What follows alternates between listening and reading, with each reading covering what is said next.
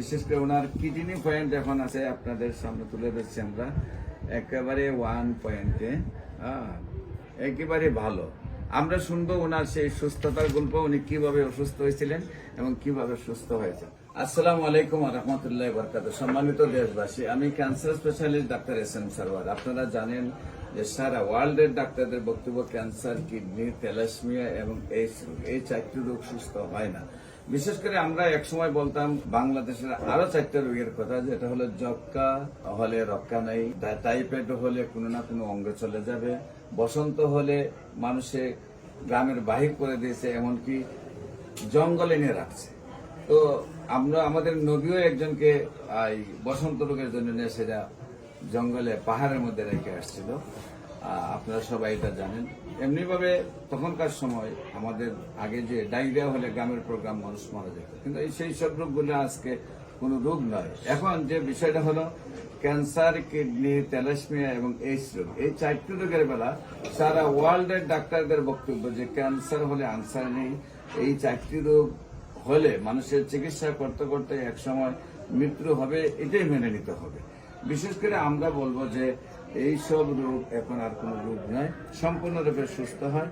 বিশেষ করে আপনারা কিডনি রোগের ব্যাপারে এবং ক্যান্সার রোগের ব্যাপারে, এইডস রোগের ব্যাপারে এবং আপনার থ্যালাসেমিয়ার ব্যাপারে আপনি হাজার হাজার সাক্ষাৎকার পাবেন আমার ইউটিউবের মধ্যে। আজকেও একজন সেই বিজয়ী মানুষ, ওনার পরিচয় আমরা তুলে ধরছি। বিশেষ করে ওনার কিডনি পয়েন্ট এখন আছে আপনাদের সামনে তুলে ধরছি আমরা একেবারে 1 পয়েন্টে একেবারে ভালো। আমরা শুনবো ওনার সেই সুস্থতার গল্প, উনি কিভাবে অসুস্থ হয়েছিলেন এবং কিভাবে সুস্থ হয়েছে। আপনার নাম? আমার নাম পাশা কোথায়? মহাখালী। আপনার পেশায়? আমি senior staff nurse. Mohakhali cancer হসপিটালে আপনি সিনিয়র নার্স হিসাবে আছেন। আচ্ছা, আপনি কিভাবে প্রথম ডাক্তারের শরণাপন্ন, যেহেতু আপনি নিজেই মেডিকেল স্টাফ, কিভাবে ডাক্তারের শরণাপন্ন কেন হলেন, তারপর কি কি টেস্ট করলেন, কি সমস্যা হলো এবং কি অবস্থায় আছেন একটু দেশবাসীর উদ্দেশ্যে বলেন। আমার প্রথমে মানে ব্লিডিংটা, ব্লিডিং হচ্ছে অনেকদিন থেকে, প্রায় 5-6 মাস।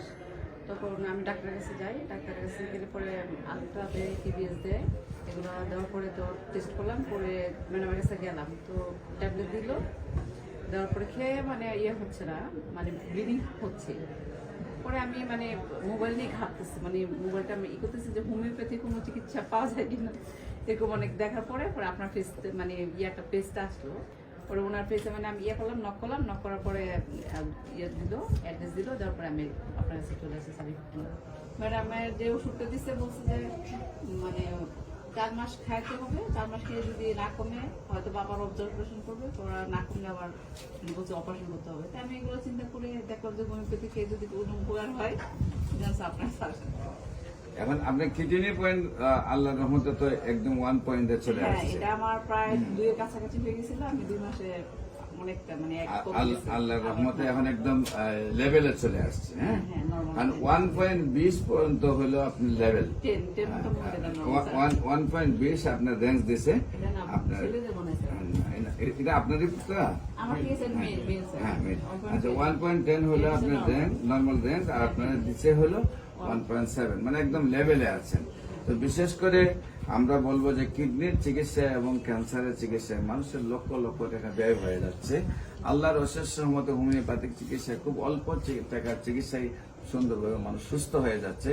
এবং আমরা অত্যন্ত খুশি যে মহাখালী ক্যান্সার হসপিটালের মতো একটা হসপিটালের এবং সিনিয়র নার্স উনিও আমরা রোগী হিসাবে দেখতে পাচ্ছি। সেই জন্য আমরা নিজেদের প্রতি অনেক স্যাটিসফাই, এবং আল্লাহর রহমতে ওনার যে কিডনি পয়েন্টটা একেবারে ভালো আসছে, সেটার জন্য বাকি যে সমস্যাগুলা আপনারা দোয়া করবেন, আল্লাহর জন্য সুন্দরভাবে ওনাকে সুস্থ করে দেয়। আপনাদের সবাইকে আমাদের অফিস ভিজিট করার জন্য এবং আমাদের ফেসবুক, ইউটিউব, গুগল, টিকটকে বিশেষ করে প্রায় 4,500 ঊর্ধ্বে ক্যান্সার, কিডনি, থ্যালাসেমিয়া, এইডস রোগের সাক্ষাৎকার আছে, তাও ভিজিট করার জন্য আমন্ত্রণ জানিয়ে শেষ করছি। সবাইকে ধন্যবাদ।